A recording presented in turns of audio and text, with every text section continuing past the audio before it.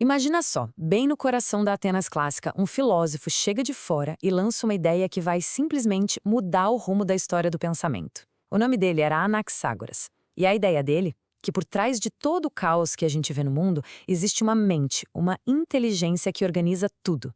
Vamos mergulhar nessa história. Para a gente entender bem essa jornada, vamos seguir os passos do Anaxágoras. Primeiro, quem ele era. Depois, o problemão filosófico que ele estava tentando resolver. A gente vai ver as soluções geniais que ele encontrou, incluindo a famosa ideia do nous, a mente cósmica. E, por fim, vamos ver como ele, sem saber, construiu uma ponte para os gigantes que vieram depois, como Platão e Aristóteles. Então, vamos lá. Para começar, quem foi Anaxágoras? Bom, ele veio da Jônia, que era tipo o Vale do Silício da filosofia da época, sabe? De lá saíam as ideias mais quentes. E o mais interessante é que ele foi o primeiro grande filósofo a se mudar e fazer carreira em Atenas, levando essa onda de pensamento racional para o centro político e cultural da Grécia. Para ter uma ideia da época, ele nasceu ali por volta de 500 a.C. O cara pegou o auge de Atenas, a famosa Era de Péricles, e se tornou uma figura super influente. Mas nem tudo são flores, né? As ideias dele eram tão, mas tão à frente do seu tempo, que ele acabou sendo exilado. Exilado. A vida dele é um baita exemplo do perigo que era pensar diferente naquela época. Certo. Agora vamos para o grande desafio intelectual que o Anaxágoras encarou. Ele não tirou isso do nada, não. Na verdade, ele estava respondendo a um quebra-cabeça deixado por um filósofo anterior a ele, o gigante Parmênides. O enigma era o seguinte, e é bem profundo. Se é impossível que alguma coisa venha do nada, como a gente explica o mundo que a gente vê? Um mundo que está sempre mudando, onde as coisas nascem, morrem, se transformam.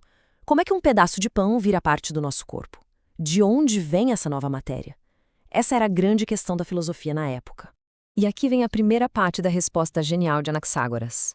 Em vez de procurar uma força externa, ele resolveu repensar a própria matéria. A ideia dele era, ao mesmo tempo, simples e absurdamente radical. Tudo está em tudo. O ponto de partida dele é este: nada realmente nasce ou morre. Para ele, não existe isso de criação a partir do zero ou destruição total. O que a gente chama de mudança é, na verdade, só uma reorganização, uma mistura e separação de ingredientes que sempre existiram. E olha como o raciocínio dele se desenvolve. É fascinante. Ele imaginou que, lá no comecinho de tudo, o universo era uma massa única, uma bagunça total. E hoje, em cada coisinha que existe, tem um pedacinho de todas as outras coisas. Isso mesmo. Voltando ao exemplo do pão, segundo Anaxágoras, no pão já existem sementes de osso, de carne, de cabelo, tudo misturadinho ali. Por isso, quando a gente come, o nosso corpo não cria nada novo, ele só extrai e organiza o que já estava lá. A aparência de uma coisa, de um pão, por exemplo, é só o reflexo do ingrediente que está em maior quantidade ali. Ok, a ideia de que tudo está em tudo é ótima, mas fica uma pergunta no ar, né? Se no começo era tudo uma mistura caótica, quem ou o que deu o pontapé inicial nesse processo de organização? E é aqui que a gente chega na contribuição mais famosa e revolucionária de Anaxágoras para a história. Ele chamou esse princípio de nous, uma palavra grega que significa mente ou inteligência. E isso, gente, foi um divisor de águas. Foi a primeira vez na filosofia que alguém propôs que a causa da ordem do universo não era um elemento físico como água ou fogo, mas sim algo imaterial, uma inteligência. Um detalhe crucial. O nós não criou a matéria. Ele pegou o caos que já existia e botou ordem na casa. A natureza desse nós é o que o torna tão especial. Diferente de todo o resto, ele é puro, ele não se mistura com a matéria. Ele é autônomo, age por conta própria e tem todo o conhecimento e poder.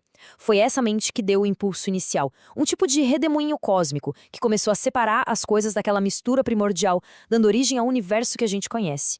Mas Anaxágoras não era só um teórico. Ele pegou esses princípios todos e começou a aplicar para explicar o mundo ao redor. E foi aí que o bicho pegou, porque as explicações dele bateram de frente e feio com a mitologia da época. O choque era brutal.